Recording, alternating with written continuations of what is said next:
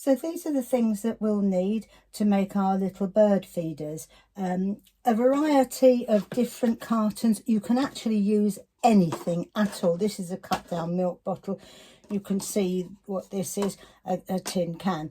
Anything like that you can use depending on what size you want to do it. Different string depending again on what string you want to use. You can use this, or you can use this plastic string, which is probably stronger, but I prefer this because I think it looks a bit more rustic. This is like a cotton string, and if you can are any good at macrame, you can make some very nice hanging straps with that. A marker pen, ruler, your scissors, some sort of tape. I'm going to use an electrician's tape, but some sort of tape like that. A ring to hang it from. If you haven't got a ring, you can make a wire one. And some twigs that hopefully have dried out a little bit, and your glue gun. And that is basically what you'll need, unless you want to put other things on it. So for this particular bird feeder, I'm going to use one of these long live milk cartons, and all I've done is measured up roughly 4 centimetres. You don't have to be too exact. Marked it with a pen all the way around, and then I've cut it, and then you can discard the rest of it. We're keeping that obviously because we can use that again, but that's basically what we're going to do there.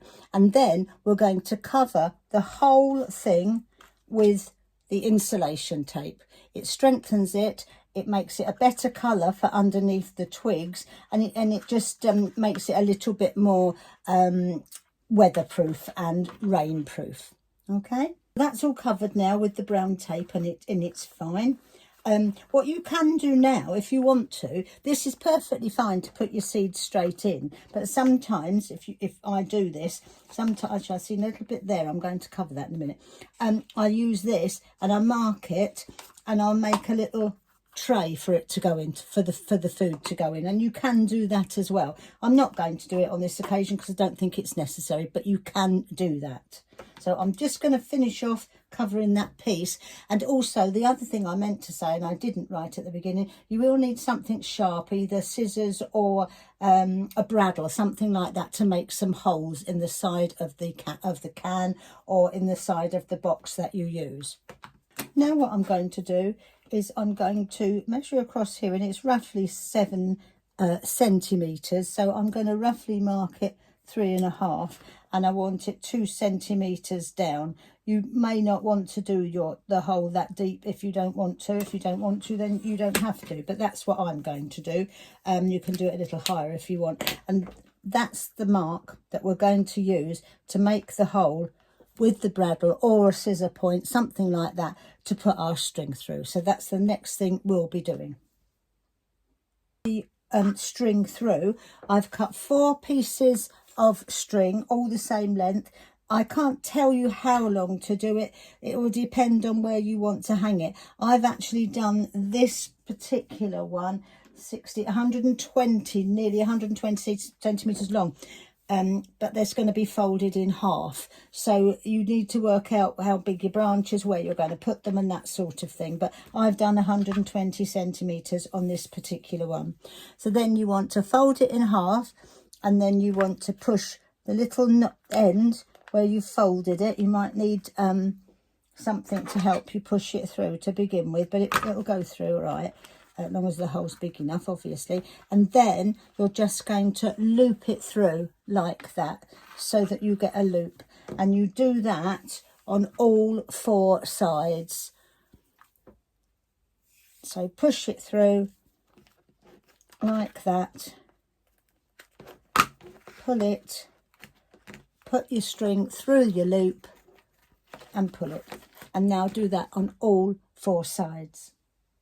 Here we are, we've got string on all 4 sides. What I'm going to do now is block the hole with a bit of glue from the glue gun, just to try and block the hole a little bit, and it'll hold the string in place and give it just a bit more secure, you know.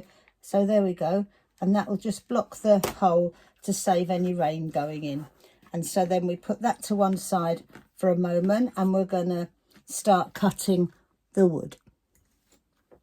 It doesn't matter what size wood you use, you can mix and match it really. Obviously the thinner the ones you use, the more you'll need. The thicker ones you won't need as much. But you do need to have it level at the bottom, I think. If you don't want it level and you want it to hang down, then fine, you do it with all of them. I tend to keep it level on the bottom. So that, I've done the size, is for my bird feeder. I'm going to make that slightly shorter, it's a little bit long, and I'm using secateurs to cut it. And now you need to make enough sticks that size to go all the way around the edge.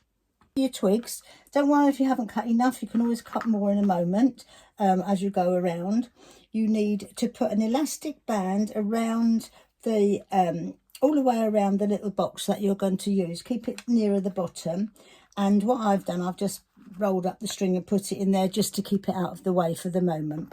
And this is why you need the elastic band. Let's just chop those little bits off.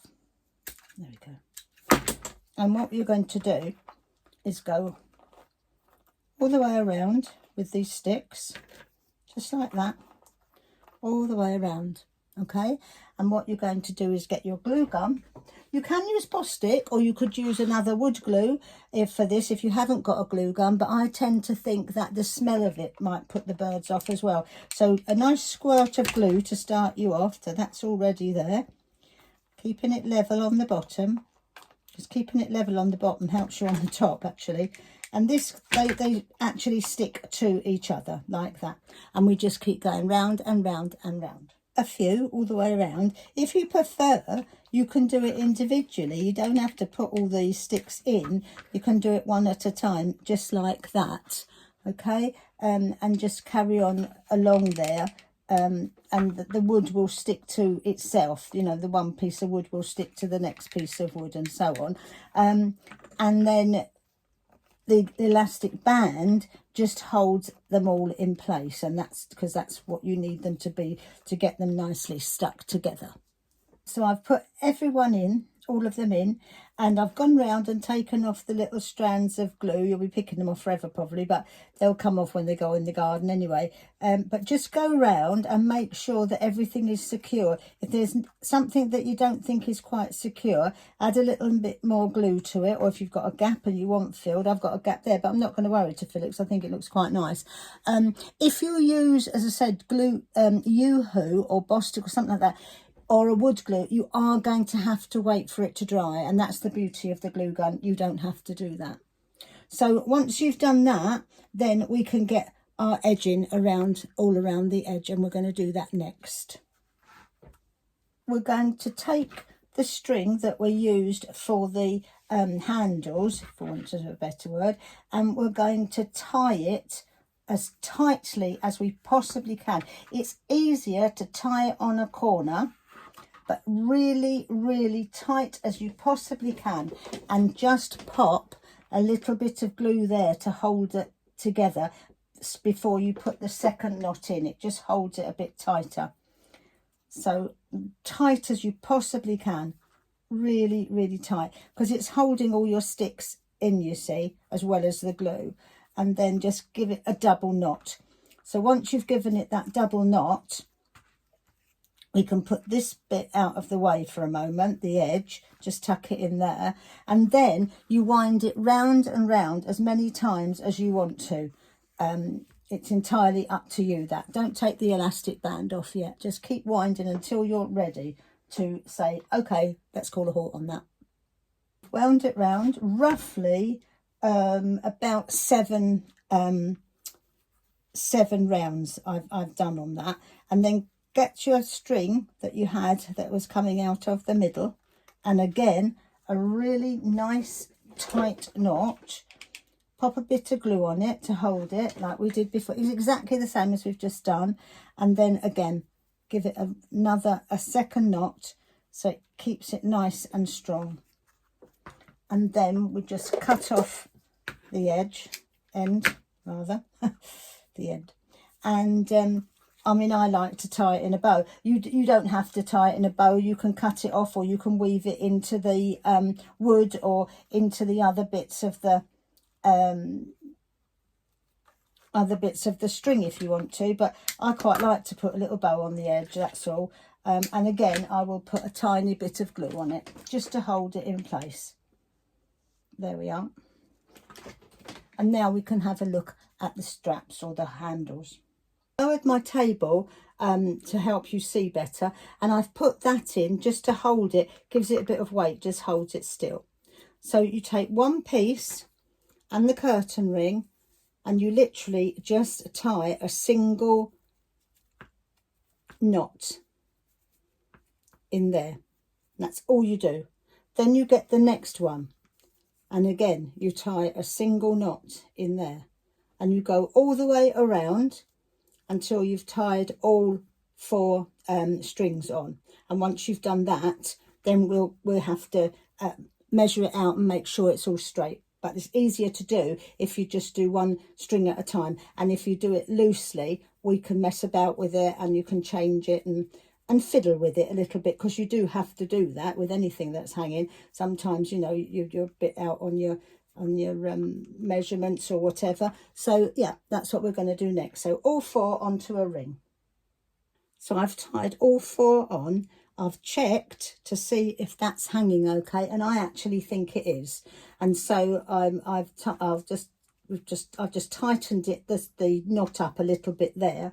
Now I'm going to use the glue gun again, just to hold all the string in place on both sides like that.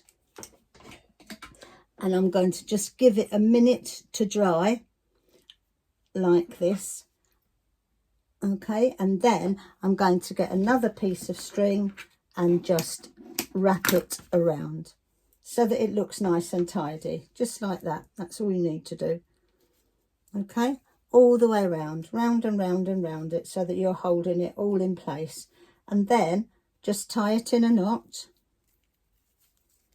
like that, nice and tight, like that. There we are. Just like that. So the last thing we need to do now is just to trim off the ends. It doesn't matter that they're sticking out. I mean, don't cut your strings, for goodness sake, but cut the ends like that. Just cut them off so it's a bit tidier.